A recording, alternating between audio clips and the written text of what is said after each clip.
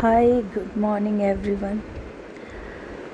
आज का वीडियो भी कुछ चुनिंदा लोगों के लिए है, जिनके लिए ये चैनलिंग मुझे हुई है और ये मैसेज उन्हीं से रेजोनेट करेगा जो अपने किसी सोल पर्पस में पर काम कर रहे हैं या किसी स्पिरिचुअल जर्नी में हैं। मतलब मैं अभी ना जो मेरी एनर्जीज़ है ना वो काफ़ी हैवी फील कर रही हूँ। ये अभी की बात नहीं, ये लास्ट 4-5 मंथ से बहुत हैवी एनर्जीज़ है। अब जब आप स्पिरिचुअल जर्नी में होते हैं, जब आप लाइट वर्कर होते हैं, जब आपका कनेक्शन अदर डायमेंशन से होता है, ये कनेक्शन ना एनर्जेटिक होते हैं, ये कनेक्शन फिज़िकल नहीं होते हैं। यहाँ पर ये बात ज़रूर आप ध्यान रखें, एनर्जेटिक कनेक्शन है। अगर आप एनर्जीज़ को सेंस कर पा रहे हैं, अगर आप एनर्जीज़ को समझ रहे हैं, ये उन्हीं के लिए ये मैसेज होगा। तो हैवी एनर्जी होने का क्या कारण है, आप यहाँ ये समझिए कि जैसे सेज एग्जांपल लेते हैं। सेज ने क्या कर रखा था, उस पूरे एरिया की ग्राउंडिंग कर रखी थी। अब बाद में क्या हो गया, वो सारा एरिया सेज के जाने के बाद जल गया, ठीक है। अब सेज का क्या काम है, सेज को अपने आप को उससे नहीं जलाना है। आप समझने की मतलब मेरा पॉइंट समझिए, आपको अपनी एनर्जीज़ को हैवी नहीं करना है, आपको अपने आप को प्रोटेक्ट रखते हुए, मतलब अपने प्रोटेक्शन के साथ आपको काम करना है। सोल पर्पस पे ध्यान देना है, क्योंकि आप सेज हैं।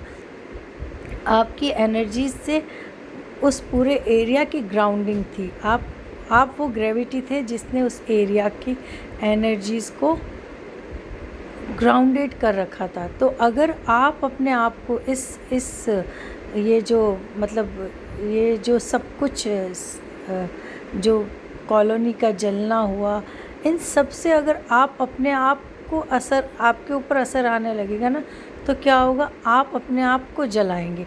तो आपको अपनी एनर्जी को ना जलाते हुए इस एरिया की ग्राउंडिंग करनी है। यहाँ पर ये समझने की ज़रूरत है, अगर आपको आपकी एनर्जीज़ हैवी लग रही है, दैट मीन्स कि आप उस जलने वाली एनर्जी के साथ कनेक्ट हो रहे हैं, बट आपको उससे कनेक्ट नहीं होना है, क्योंकि आपको सर्व करना है, आपको हेल्प करनी है उन लोगों की जो ऐसी एनर्जी में हैं। तो आप तभी हेल्प कर सकते हैं। एक सेज तभी सेज है ना, जब वो अपने विजडम से, अपने तपस से, अपने इंट्यूशन से सामने वाले जो लोग हैं उनकी मतलब अपने आसपास के लोगों की हेल्प कर सके। अगर एक सेज अपनी एक पूरे एरिया की ग्राउंडिंग कर रहा था, तो ऐसे लोग बहुत कम हैं। तो मतलब अभी यूनिवर्स को ऐसे लोगों की ज़रूरत है कि जो खुद न जले, खुद की एनर्जी को कम न करें और पृथ्वी की एनर्जी को, पृथ्वी की ऑरा को, धरती की एनर्जी को आपको रेज़ करना है। इस टाइप की मुझे चैनलिंग हो रही थी। मुझे लगा ये मैसेज किसी के लिए डेफिनेटली किसी के साथ रेजोनेट करेगा जिनकी एनर्जीज में थोड़ी हैवीनेस है। आप क्या कर सकते हैं, आपको 2 काम करने हैं। अगर आप अपने किसी जर्नी में, एक तो आपको नहीं जलना है, आपको अपने आप को प्रोटेक्ट करते हुए अपना सोल पर्पस पे काम करना है। ओके, मतलब आपका प्रोटेक्शन बहुत इम्पॉर्टेंट है, क्योंकि आप वो इंसान है जो ग्राउंडिंग करेगा उस एरिया की, उस जगह की। आप वो इंसान है जो इस इकोसिस्टम को बैलेंस करेंगे। आप वो इंसान है जो इस अर्थ की वाइब्रेशन को, एनर्जीज़ को रेज़ करेगा। तो अगर आपकी खुद की एनर्जी जलने लग जाए, खुद की एनर्जी पे असर हो रहा होगा, तो आप ह्यूमैनिटी को सर्व नहीं कर पाएंगे, आप हेल्प नहीं कर पाएंगे डिवाइन बीइंग्स की, डिवाइन पावर्स की, इकोसिस्टम की, एनिमल्स की, प्लांट्स की, पीपल्स की। मतलब दूसरे को हेल्प करने के लिए आपको खुद को स्ट्रॉन्ग रहना होगा। अभी अगर आपको अपनी एनर्जीज़ काफ़ी हैवी लग रही हो, क्योंकि ये नॉर्मल है, हो सकती है, जो पृथ्वी की अभी एनर्जीज़ है वो बहुत ही लो है। लो एनर्जीज़ का आप ऐसे समझ सकते हैं कि जब भी मतलब अनस्टेबिलिटी आना, कब होता है भूकंप, कब आता है? जब स्टेबिलिटी में कमी होगी तभी तो भूकंप आएगा। अगर पृथ्वी स्टेबल है, स्ट्रॉन्ग है, तो पृथ्वी में अर्थक्वेक्स नहीं आते। एक मकान की नींव कमज़ोर होती है तभी तो वो गिरता है ना। तो वैसे ही अगर पृथ्वी की स्टेबिलिटी, पृथ्वी की नींवें थोड़ी कमज़ोर होगी तभी तो भूकंप आएगा। तो जब जब अर्थ की एनर्जीज़ लो होती है, तो जो स्पिरिचुअल बीइंग है, जो इस पृथ्वी से, इस इकोसिस्टम से एनर्जेटिकली कनेक्टेड है, उनकी भी एनर्जीज़ लो होने लगती है। तो उनको अपनी एनर्जीज़ पे काम करना चाहिए, उनको मेंटेन रखना चाहिए। अब आपको मेंटेन कैसे रखना है? आपको अपना रूट चक्रा सबसे पहले, क्योंकि वही आपकी ग्राउंडिंग है। आपको अपने रूट चक्रा को स्टेबल रखने के लिए अपनी ग्राउंडिंग करनी है। आप क्या कर सकते हैं? आप चप्पल शूज़ पहने बिना आप धरती पर खड़े होके, या फिर अगर आपके आसपास कहीं घास उगी है तो आप वहाँ खड़े होके आप अपनी ऊर्जा को महसूस करिए कि पृथ्वी ने आपको ग्राउंडेड रख रखा है, आपको मजबूती से पकड़ रखा है, आप बैलेंस्ड हैं।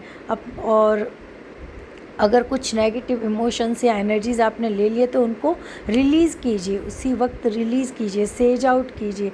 अपने आप को सॉल्ट बाथ ले सकते हैं, आप नमक के पानी से नहाइए, आप सूर्य भगवान को ना जल अर्पण कीजिए।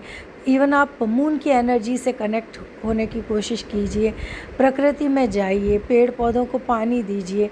और क्या, इस तरीके से आप अपने रूट चक्रा को स्ट्रॉन्ग करेंगे। जितना आपका रूट चक्रा स्टेबल और स्ट्रॉन्ग हो जाएगा, बैलेंस्ड होगा, उतना ही आपकी ग्राउंडिंग अच्छी होगी। और जब आप खुद बैलेंस्ड होंगे ना, तभी आप एनर्जीज़ इस इकोसिस्टम को की एनर्जीज़ को हाई वाइब्रेशन में ले जाएंगे, रेज़ कर पाएंगे।